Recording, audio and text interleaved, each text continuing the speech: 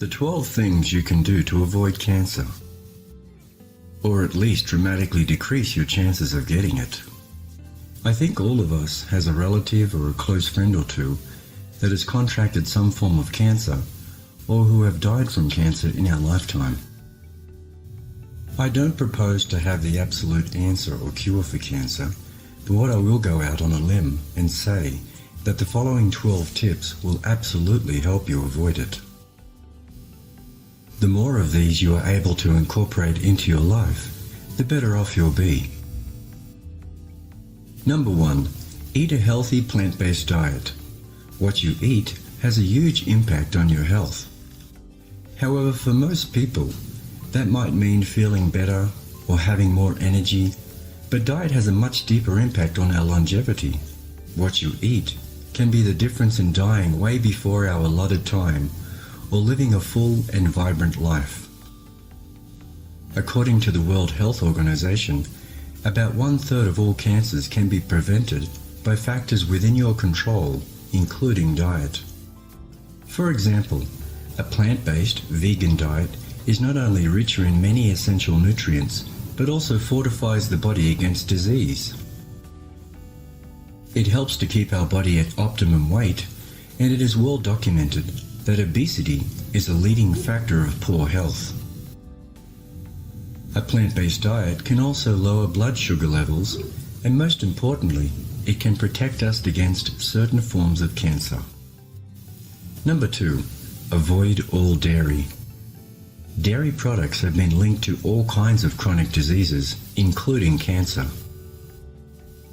Milk and other dairy products are the top sources of artery-clogging saturated fat, contributing to heart disease, type 2 diabetes, and Alzheimer's disease.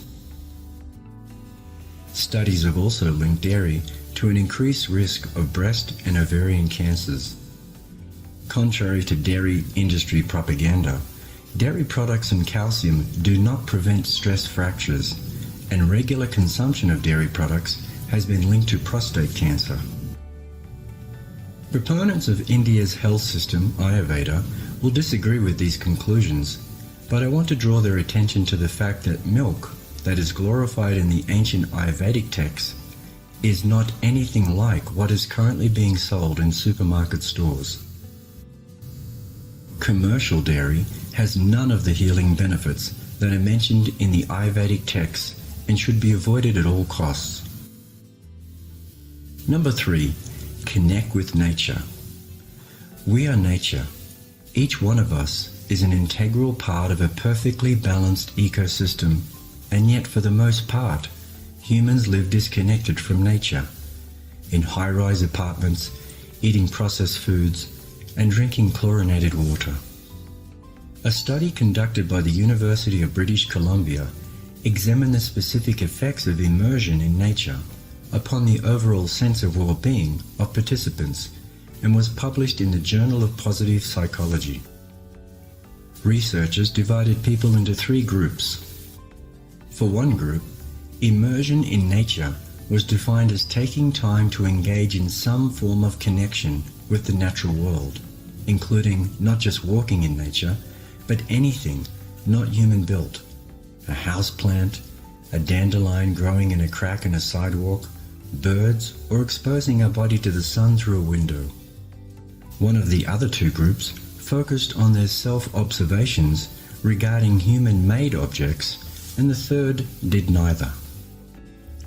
Researchers found that the difference in the participants' well-being, their happiness, sense of elevation, and their level of connectedness to other people, not just nature, was significantly higher for the first group than that of participants in the group which noticed how only human-built objects made them feel. It was also higher than the control group, which did neither. Number 4. Minimize electromagnetic pollution. The digital world we all relish and appreciate has its drawbacks. The electromagnetic pollution we are all being bombarded with is changing our physiology.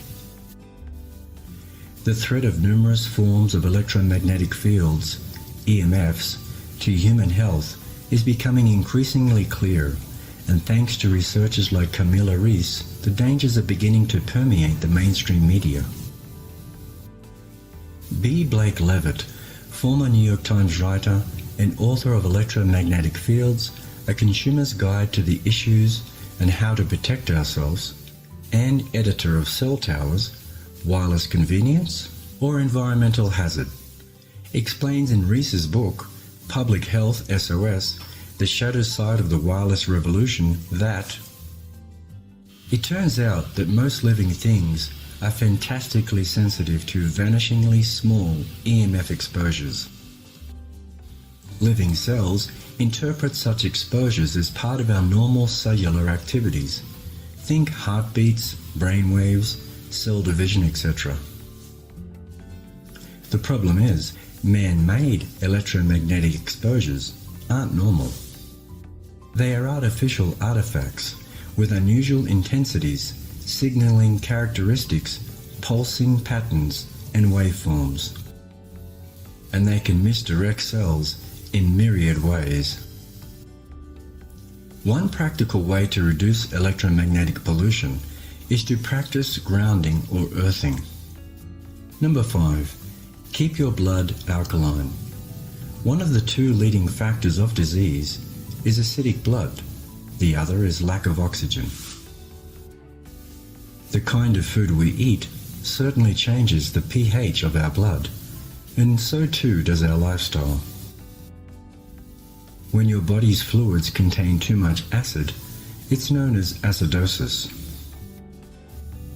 Acidosis occurs when your kidneys and lungs can't keep your body's pH in balance.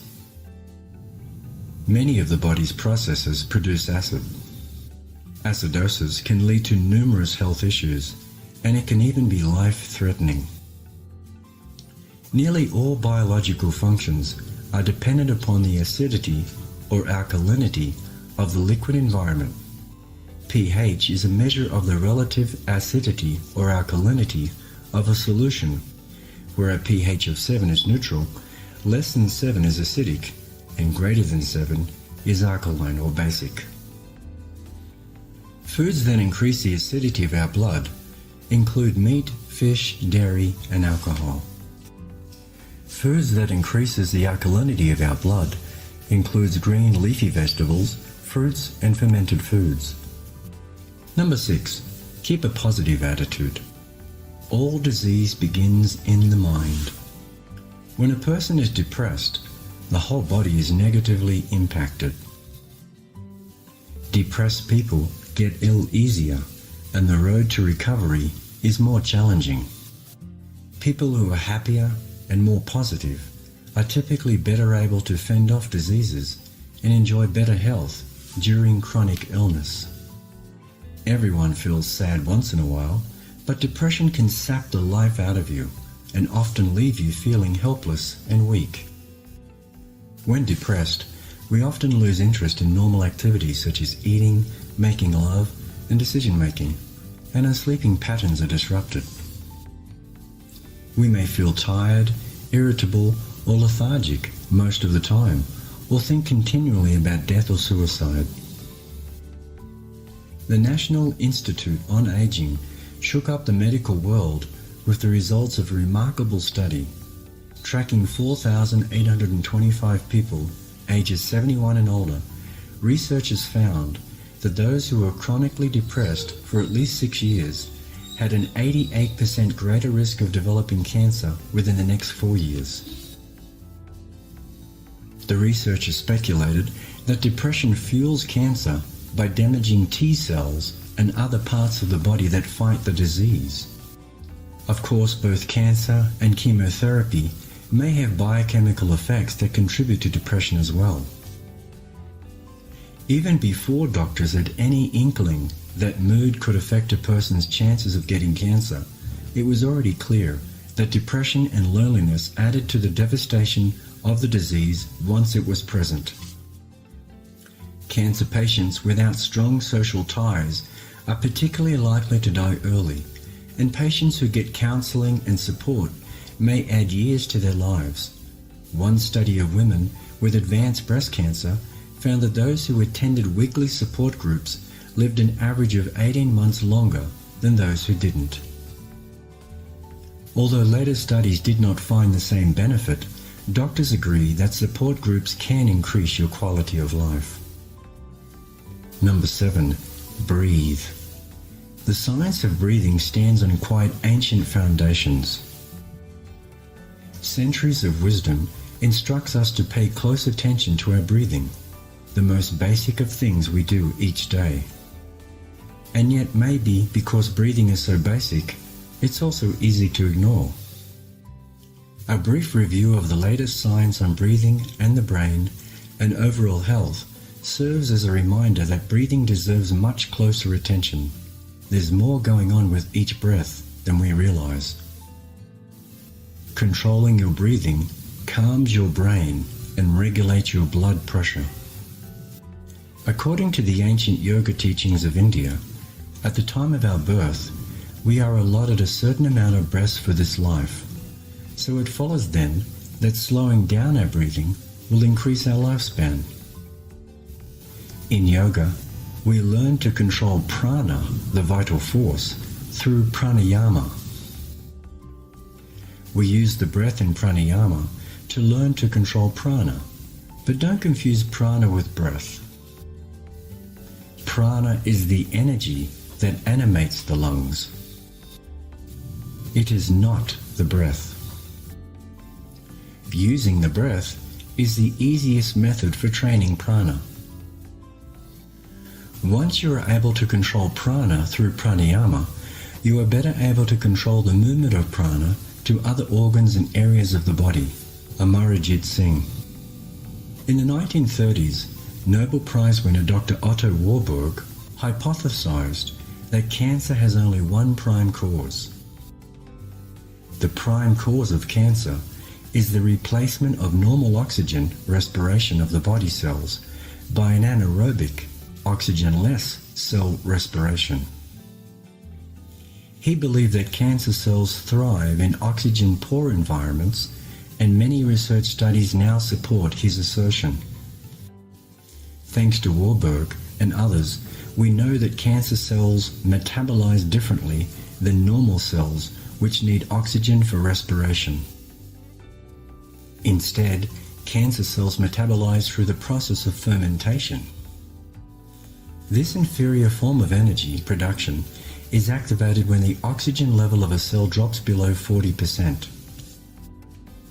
This leads to an acidic environment that encourages the growth of cancer cells.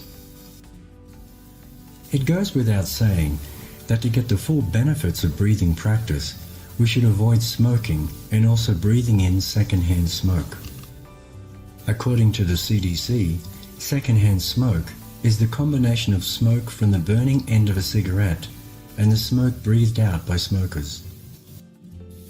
Secondhand smoke contains more than 7,000 chemicals. Hundreds are toxic, and about 70 can cause cancer. Since the 1964 Surgeon General's report, 2.5 million adults who were non-smokers died because they breathed secondhand smoke. Number 8. Get sunlight. Contrary to popular belief, the sun is not our enemy. In fact, sunlight is critical for our health, most significantly in helping our body produce vitamin D. Although excess sunlight can contribute to skin cancers, a moderate amount of sunlight actually has preventative benefits when it comes to cancer. Decreased sun exposure has been associated with a drop in our serotonin levels, which can lead to major depression with seasonal changes. The light-induced effects of serotonin are triggered by sunlight that goes in through the eye.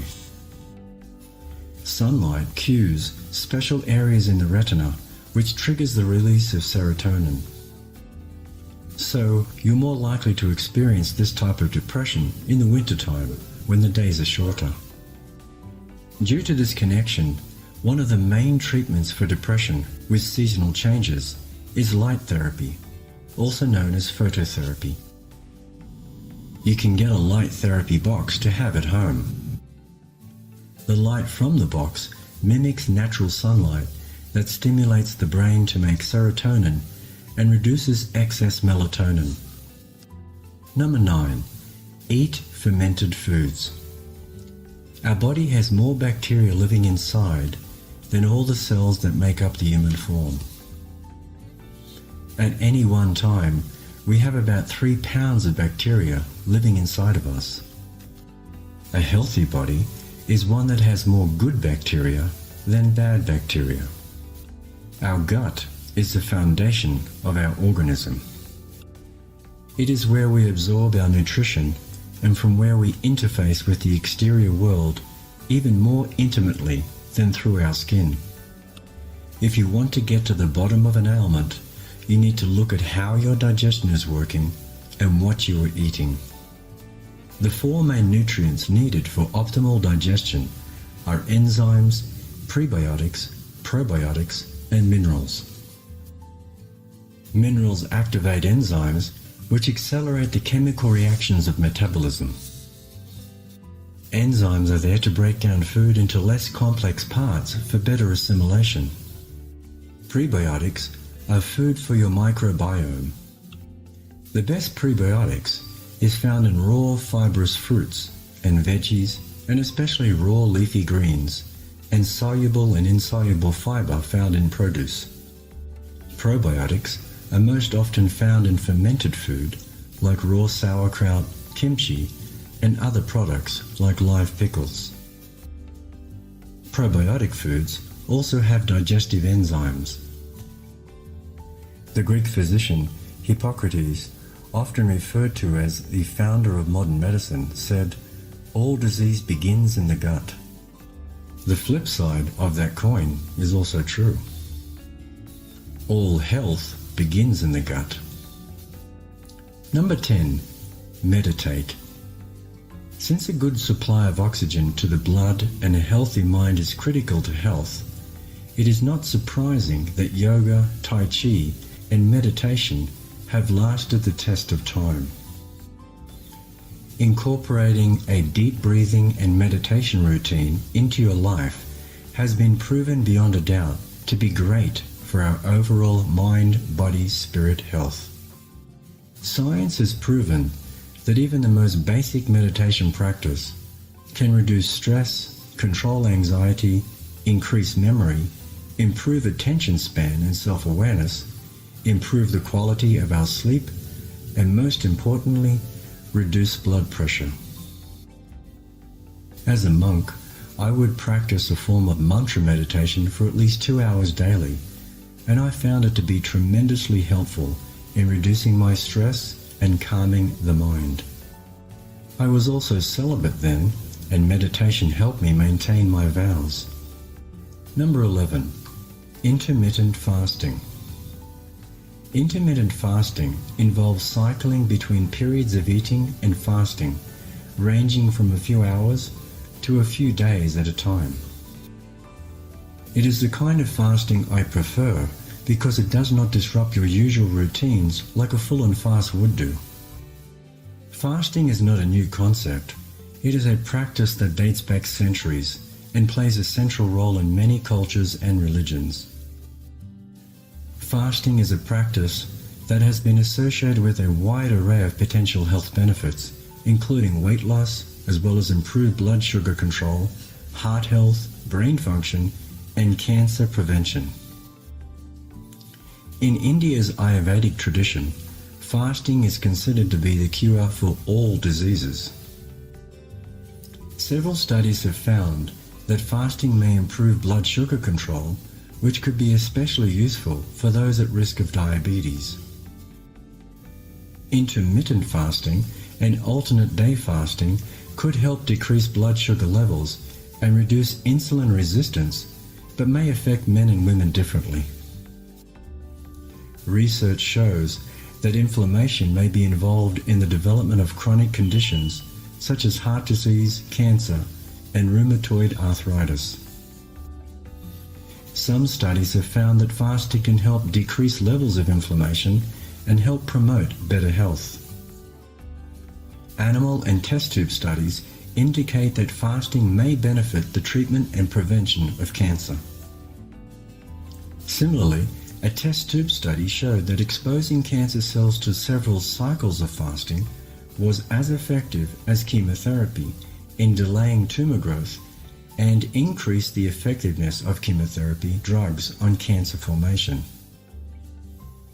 I do intermittent fasting every day by simply refraining from eating after 8 p.m. and then not eating my breakfast until 10:30 the next morning, which means I have fasted for 14.5 hours. Number 12. Sleep well. It is often believed that diet and exercise are the foundations of good health. But according to sleep diplomat Dr. Matt Walker, sleep is the real foundation and diet and exercise are the pillars.